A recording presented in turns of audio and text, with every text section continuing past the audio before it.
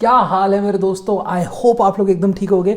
स्वागत है आपका दी आर्यन मेनिया में। और थंबनेल से टाइटल से तुम लोगों ने देख लिया होगा, मैं देख के आया हूँ जस्ट अभी एक ही मिनट पहले। मैं जस्ट घर घुसा हूँ और मैं बैठ गया कैमरा के आगे कि आप लोगों को बता सकूँ कि तेरी बातों में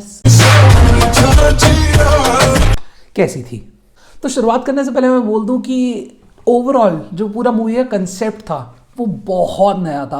अगर आप मैड डॉग फिल्म्स को फॉलो करते आए हो तो उनकी जो स्टार्टिंग से सारी आज तक की फिल्मोग्राफी रही है उसके अंदर कुछ बहुत ही ग्रेट प्रोजेक्ट्स रहे हैं। और उसमें सबसे बड़ा और सबसे फेमस नाम जो हम सबकी ज़ुबान पे हमेशा आता है when we talk about horror comedy as a genre, वो है स्त्री। ओ स्त्री। मैं नहीं आऊंगा।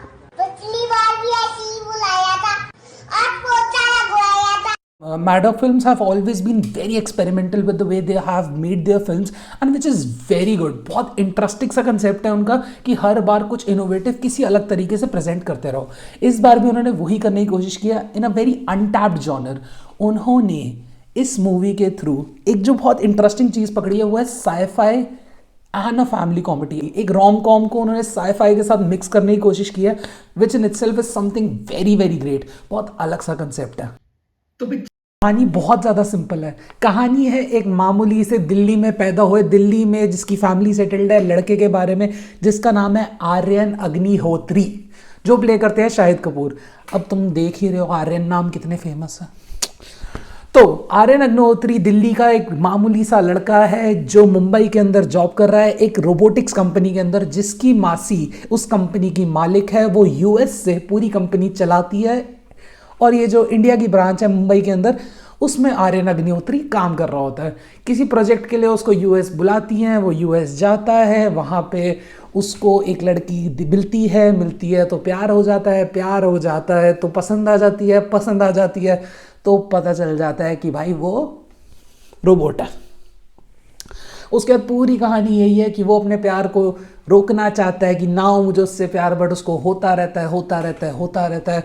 इवेंचुअली वो उसको अपने घर ले जाता है, शादी की बात चल जाती है। और उसके बाद पूरी मूवी वही घिसे पिटे जोक से भरी हुई है कि चार्जिंग ख़त्म हो गई, प्रोसेसर में दिक्कत आ रही है, और वही जो एक बेसिक प्रॉब्लम्स होती है ना, रोबोट देखी है आप लोगों ने, वही दिक्कत है जो उसके अंदर थी कि चार्जिंग ख़त्म हो जा रही है या फिर कोई भी ऐसी छोटी मोटी प्रॉब्लम्स हो जा रही हैं। और पूरी मूवी एक कॉमेडी ऑफ एरर्स है जिसको घुमा फिरा के तोड़ मरोड़ के, उसमें स्टोरी का कोई वैल्यू ऐड नहीं है ज़्यादा, बट बस वही घुमा फिरा के तुम्हारे को इस तरह से पिक्चर की लंबाई खींच के परोस दी गई है।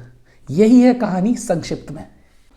अब मैं मूवी को दो तरह से बांट देता हूँ, गुड्स और बैड्स, ताकि आप लोग अल्टीमेटली खुद डिसाइड कर सको कि भाई देखने जाना है, नहीं जाना, कैसे जाना है, क्यों जाना है, किसके साथ जाना है, किस पर्पज से जाना है।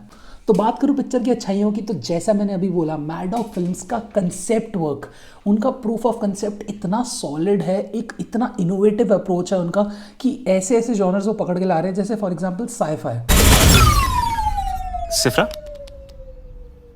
सिफ्रा मासी, इसको डॉक्टर के पास लेके चलते हैं। इसकी बैटरी डेड है, टाइम लगेगा चार्ज होने में। तो मैड डॉग फिल्म्स की ये बात तो मैं क्रेडिबली बोल सकता हूँ कि उन्होंने इस जॉनर को पकड़ के एक इस तरह से पिक्चर को बनाया कि वो पूरी फैमिली एंजॉय कर सके।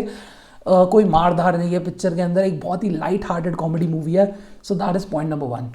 पॉइंट नंबर 2 बीइंग दी एक्टिंग। मतलब इस मूवी के अंदर अगर मैं स्पेशली बात करूँ एक्टर्स की, so they have taken a fantastic cast. Main lead के अंदर हमारे पास आ जाते हैं शाहिद कपूर, कृति सैनन। उसके बाद सपोर्टिंग कास्ट के अंदर हमारे पास बहुत ही मंझे हुए खिलाड़ी हैं। ये लोग थिएटर आर्टिस्ट हैं, कुछ लोग टीवी एक्टर्स हैं, but all of them collectively have brought a very big smile to all those who are in the cinemas right now. सबसे बड़ा मैं क्रेडिट देना चाहूँगा डिम्पल कपाड़िया को, बिकॉज हर acting as a masi, as a protective masi was amazing. उसके अलावा movie में हमारे पास आते हैं राकेश बेदी, राजेश कुमार जी और आशीष वर्मा। आशीष वर्मा एक बहुत ही टैलेंटेड एक्टर हैं जो इस मूवी से उन्होंने ये चीज़ प्रूव कर दिया है, बिकॉज मूवी के ऑलमोस्ट 70% कॉमेडी सीन्स बिल्कुल अधूरे हो जाते अगर उनके अंदर आशीष ना होता। तो ये रोबोट कैसे हो सकती है यार। लीड एक्टर्स की मैं बात करूँ तो शाहिद कपूर को हमने बहुत ही सालों बाद एक ऐसे रोल के अंदर देखा है जहाँ पे वो अपना क्या कहते हैं क्यूट बॉय चार्म अपना यूज़ कर पा रहे हैं। जब वो वाला एक टाइम था ना जब वाह लाइफ तो ऐसी जैसी पिक्चरें आ रही थी, बस वही क्यूट बॉय चार्म इस मूवी के अंदर वो वापस आ चुका है। एकदम तुम्हारे दरवाजे पे है, दस्तक दे रहा है, ठक ठक ठक। लेकिन तुम होगी मार धाड़ और मसाला मास फिल्मों से बाहर ही निकलना चाह रहे। On the other hand, Kriti Sanon as Sifra the robot, amazing job. नाम Super intelligent female robot automation. South से हो जी। मतलब बहुत बहुत ही इंटरेस्टिंग स्टोरी थी, मतलब बहुत उनकी इंटरेस्टिंग एक्टिंग थी और स्टोरी के हिसाब से उन्होंने अपनी एक्टिंग को एक बहुत तगड़ी अप्रोच दिया। इसके अलावा मेरे पास कुछ अच्छा बताने के लिए है नहीं, तो बुराइयों पे आ जाते हैं। सबसे बड़ी बुराई जो मैं इस पिक्चर की करना चाह रहा हूँ, मतलब मुझे नहीं पता मुझे बुराई करनी चाहिए नहीं करनी चाहिए, I am very confuse about it. And जो सबसे बड़ी बुराई मेरे दिमाग में इस टाइम पे आ रही है वो ये है कि अगर तुम्हारे पास एक इतना सॉलिड थीम था, इतनी स्ट्रॉन्ग कास्ट थी, so you could have spent a little more on some talented screen writers and directors. No doubt I'll say that the directors are doing their debut movies, so it's amazing.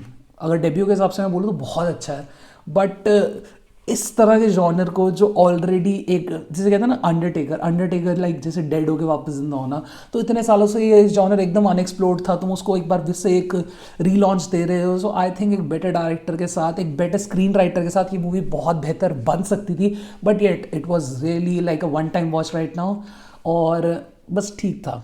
दूसरी चीज़ जो मेरे को बहुत ज़्यादा अजीब लगी वो थी मूवी के अंदर कॉमेडी के नाम पे व्हाट्सएप फॉरवर्ड्स यूज़ करना।